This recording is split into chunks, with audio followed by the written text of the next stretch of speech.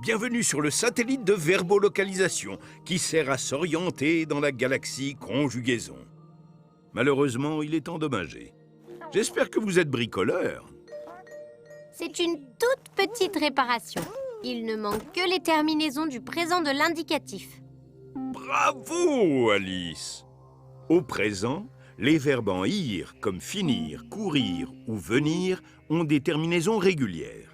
S, S, T, ONS, EZ, ENT. Tu as vu, Papy Kourou? Certains verbes en ir ont plusieurs bases verbales. Capitaine Kourou! Au présent, plusieurs verbes en ir, comme finir, ont deux bases verbales. Je finis, mais nous finissons. Ces verbes sont regroupés dans un ensemble qu'on appelle le deuxième groupe. Et les autres verbes? Ils n'ont pas deux bases verbales, eux aussi?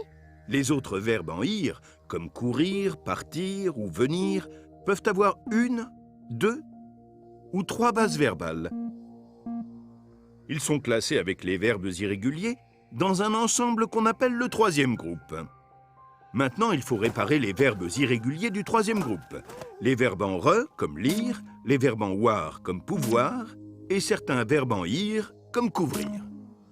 Le verbe couvrir a une seule base verbale. Mais lire en a deux différentes. Et pouvoir a trois bases verbales.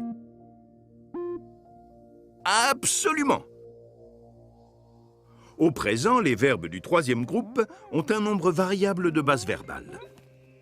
Regarde, les terminaisons, elles aussi, sont irrégulières. C'est vrai qu'au singulier, il existe 4 types de terminaisons différentes. E, ES, E, comme couvrir. S, S, T, comme lire.